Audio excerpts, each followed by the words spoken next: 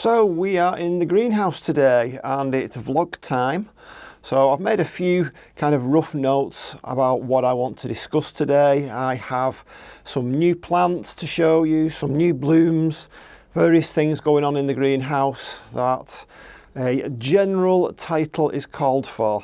Nothing specific, but loads to see and to talk about.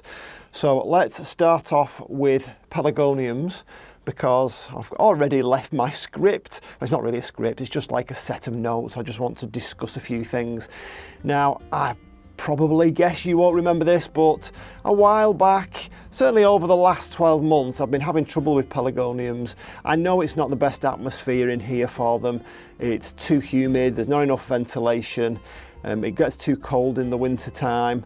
That could be offset if I ventilated it a bit more, but the fact that it's all closed up, it does encourage things that pelargoniums don't like. So for example, it doesn't like the fungal diseases, obviously the mites. I didn't detect any mites, I didn't see any mites when they were struggling, but for some reason, since I got the sulfur hot box, whatever was ailing them or afflicting them has vanished, and they have come really good. They've all been cut back and they've come back, or they've returned with vigour. That one's still looking a little bit yellowy, but I think that's more to do with the fact that it needs feeding, which I have done. I've now given it a feed, but you can see these are looking way better. There's none of those red marks that I was getting. I was getting like red spots on the leaves. That's completely gone. They were pretty much defoliating, and you can see this one's even come back into bloom for me. Again, this one looks like it needs a feed. Well, that's a beautiful one, and it's very, very early to see this, you know, bearing in mind it's March. I know we're still a while off the official springtime of the 21st. However, we're getting much longer days, lengthier days. Every single day that goes by, the light intensity increases, the day length increases. We're getting like, some days it's like the middle of winter, some days it's almost like spring. So sometimes it can go up to 13, 14, 15 degrees Celsius. On other days, we're still not hitting 2 or 3 degrees Celsius and we're getting frost at night time. So it's lovely to see these things come back anyway, and I put that down to the hot box. So we've got this one over here is, let's have a look, I forget it. See, cuttings from diseased pelargonium. But it wasn't actually a disease, it was most definitely either a fungal thing or a spider mite issue or some kind of mite. I couldn't see them, I looked all over them, but it was some kind of mite. So I can't remember what that one is. I have actually got this, the mother plant, so I may come across that in a little while and I'll be able to tell you what it is. So my Streptocarpus saxorum has begun to come back into bloom for me now. Happy about that, that's smashing. I made a brand new pot of this Tradescantia Red Jewel, which I believe does have another name. I can't remember what it is. I think Red Jewel is a synonym. This has the most beautiful little pink flowers. They've just gone over. Some more might pop up because they keep popping up on Tradescantia from the same point, so that's a little tip for you. If you do find that it flowers, don't cut that off, because you'll get another one coming from it. They just keep coming on a daily basis. Eventually you will need to cut it back, but you'll know when that happens. I had a pot of this growing as like a bushy hanging pot, and I had it for about 4 years, but it was time to renew it. Eventually they kind of run out of steam, so I got rid of it and I used the bits that were left to renew and reinvigorate it.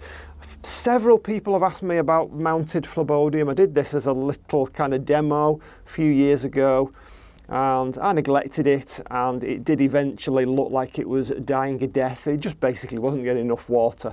But I've renewed the moss, completely changed the moss, made sure that I water it on a daily basis, or at least every other day, and now I'm getting some nice new fronds on it. It's just a little curiosity, it's quite nice to see. Making Nepenthes videos has kind of inspired me on the Nepenthes thing, which is something that happens. I make videos on things and I get really inspired to further, you know, my learning on them and further my development. And I bought a new little one here. So this one is Nepenthes spectabilis crossed with Mira. I think Mira is a species. I think spectabilis might be a species as well. You know, this one is probably a few years old, and the first thing I did was I transferred it out of its peat moss. It was in very heavy peat moss, which is fine for many people, but for me, I found in my environment, they tend to do better in a more airy kind of a mix.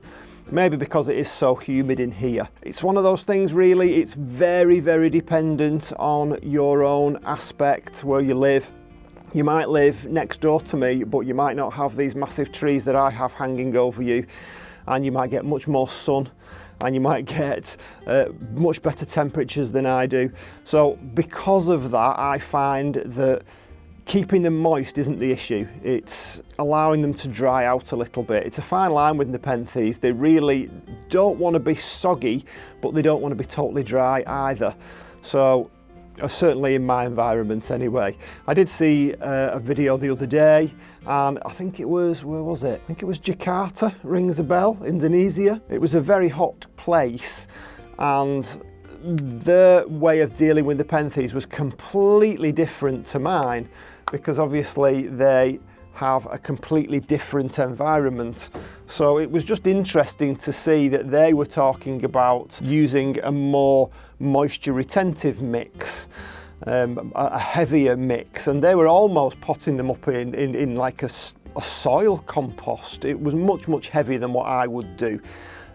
Obviously a reflection of where they live and the kind of place and environment that they have them. And this is it with potting mixes. This is why it's very difficult to recommend something. All you can do is say what they enjoy, say the kind of conditions that they enjoy, and then you've got to adjust it to your own situation. Just noticed here on this Nepenthes, now obviously I made that video, a couple of videos last few days.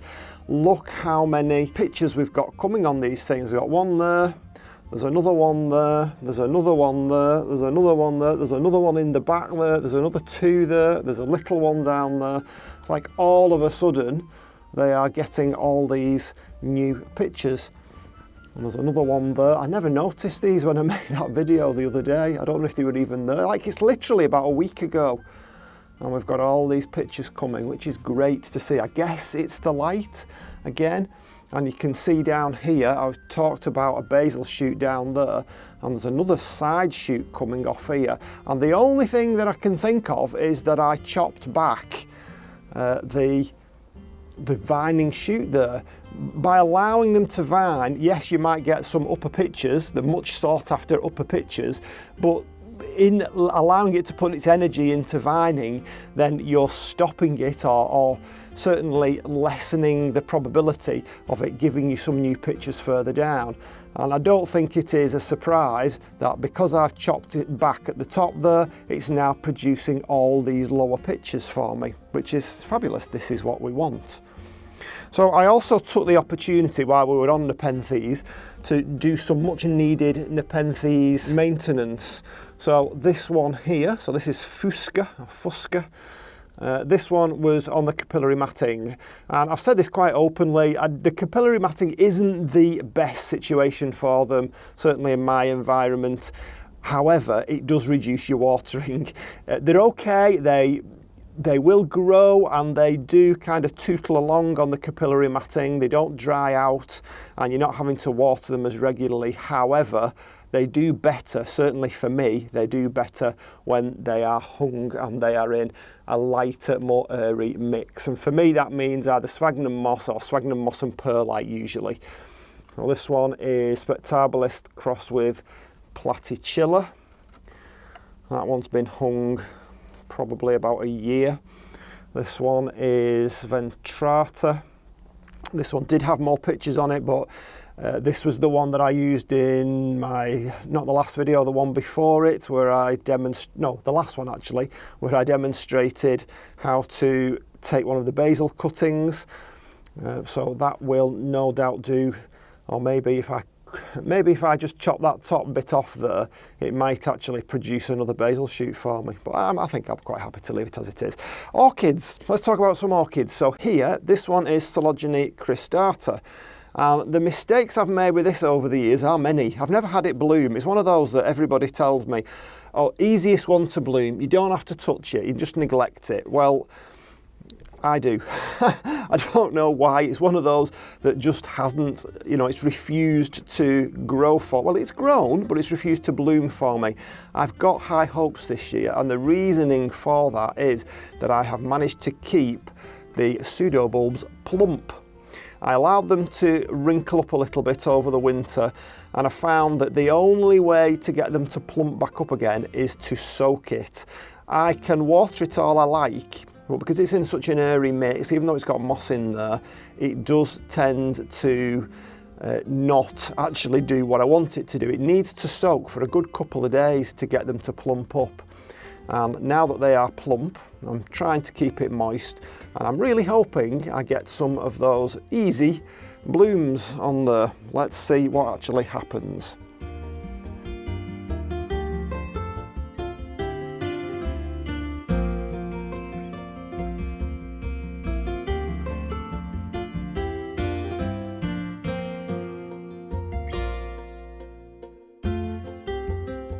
And while we're over here looking at sticks you might think, but these are actually Bougainvillea brasiliensis. And in the past, I've thought, oh my goodness, what have I done to it? It's supposed to be evergreen. Well, no, it's just simply had a little dormant phase because of the environment. They might not do that in Mediterranean countries, although I have heard certain areas of Spain they do that. I heard that a while back, and that's what made me kind of relax about it. And you can see it's beginning to come into growth again. The thing to do is just simply take your nail or your knife and give it a little scrape lower down, and if you can see that there is green there, as of course there is, then that means that it's not dead, it's just having a little rest. But we've also got here some Mandavilla species plants, and that's this. That one looks like it's autumn. That's coming off, and there's another one coming off there. That might have come a little bit too soon, I think. But the others, you can see, we've got some shoots coming on here. Now that will bloom actually and live outside in the UK, so I believe. So they are from Mandavilla laxa, and these were seeds that I sowed in April last year, 2022. Now at the moment, they're only in tiny little pots. So once they come, I might actually pot them up. These Impatiatiens, again, really need loads of food. I've tried feeding them with orchid feed. I just don't think there's enough nitrogen in it. So I've tried throwing everything at them. So we've now got some slow release pellets in there, and I've also chucked in one of these little white tablets, which is from here, Dibley. So this is advertised as Streptocarpus food, and it really does the streps fantastically well. So I figured, well, okay, if it does the streps well, I'll also use these in some of my other pots. So I have done. So I've been feeding all my various pots. So all the Streptocarpus down here have had a feed. All the Streptocarpus over here have had a feed. One of them's even come into bloom, so this one is Leah. Again, very early for them to come into bloom, but you can see all the new green growth in the middle there. And if you find yours are yellowing like this, then it is getting time for a feed. So all of those have been fed, and I'm expecting as soon as we actually get some sunshine through the glass, I think that's really going to make a difference. Get some warmer temperatures for a week or two, then it's really going to get them kicked on very early. Last year I wasn't heating the greenhouse to 12 degrees, I was heating it much less than that, much lower than that, seeing what I could get away with. But it just, for me, it really knocked the streps back by 2 or 3 months, which I didn't want, obviously. So let's move on. We have one bloom left over here on this Masdevallea snowbird there. It has had 2 blooms. Not fantastic, but better than nothing. I've got some new Drosera. Again, I'm having a bit of a carnivorous plant kick. So my Drosera dichotoma giant and Binata variety multifida.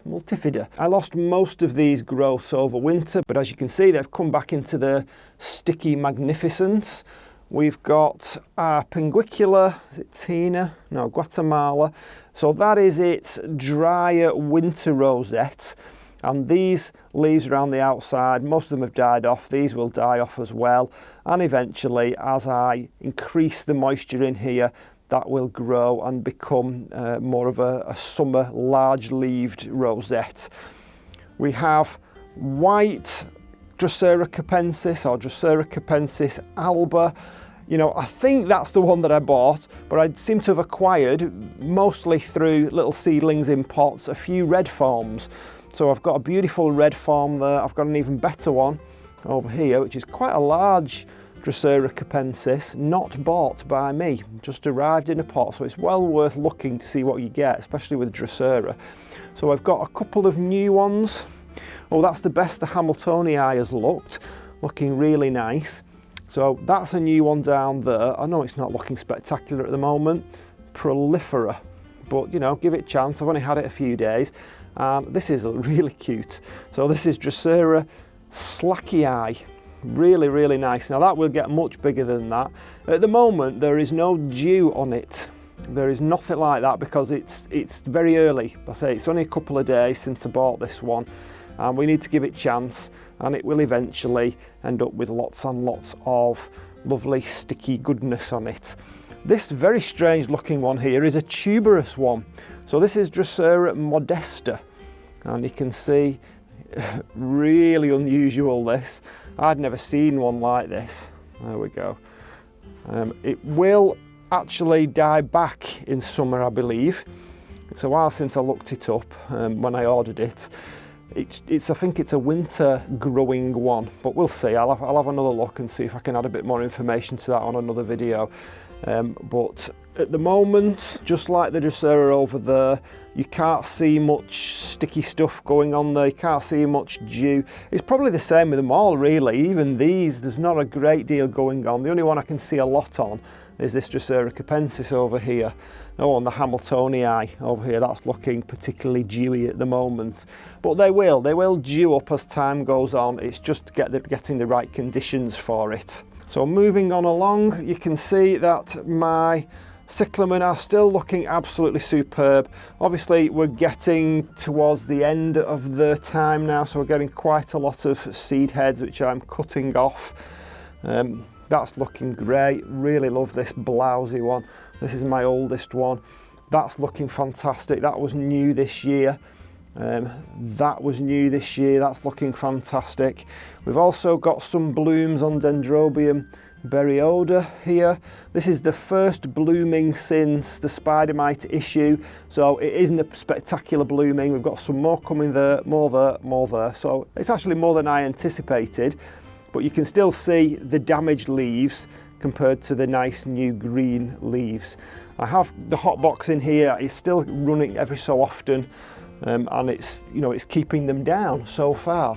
I have another first blooming for me. So this was from Ed's Orchids.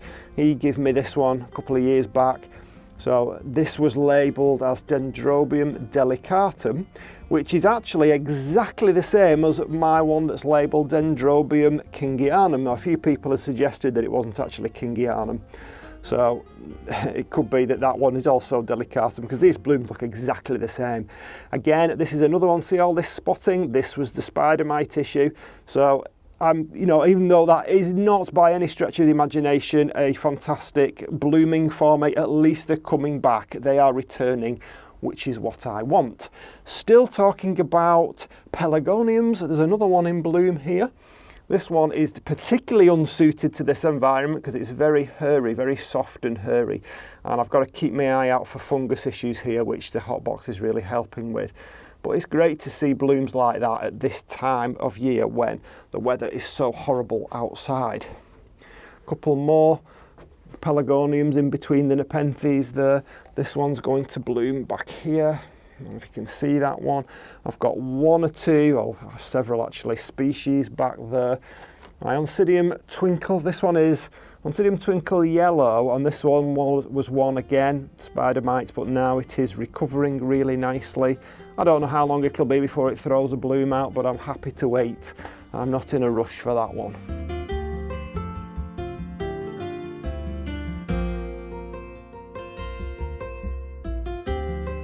My Begonia fuschioides, which was completely defoliated at one point, and that's now come back into bloom for me. So the issue with this one is trying to keep it down because it grows so quickly and so big, but it does give some nice, much needed colour for March.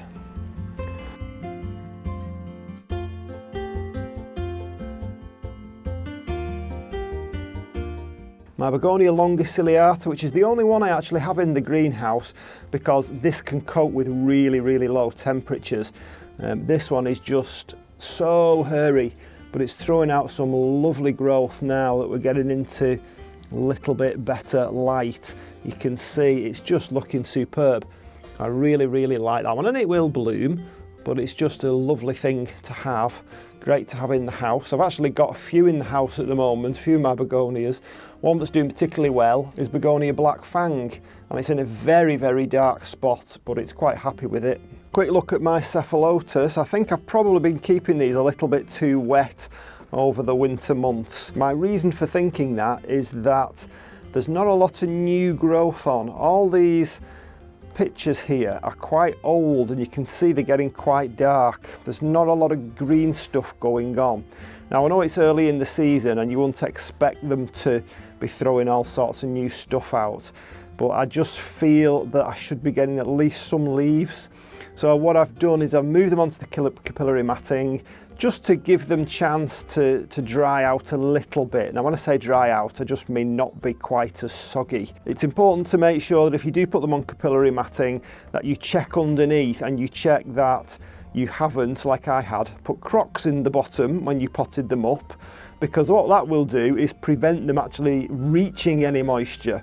You want them to reach the moisture, so what I've done is remove the crocks. I've put some sphagnum moss there instead so that the moss will get wet because it's in direct contact with the capillary matting. So let's see what happens. They already look a little bit better. I know they need a feed as well because I'm keeping it completely closed up.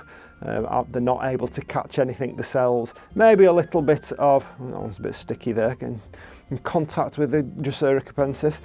They are maybe getting a few fungus gnats and things that they do get in here. I know the Nepenthes catch them because I can see them inside the pictures, but you can actually spray these with a little bit of dilute orchid feed, maybe a quarter orchid feed as well, or you could put things inside the pictures.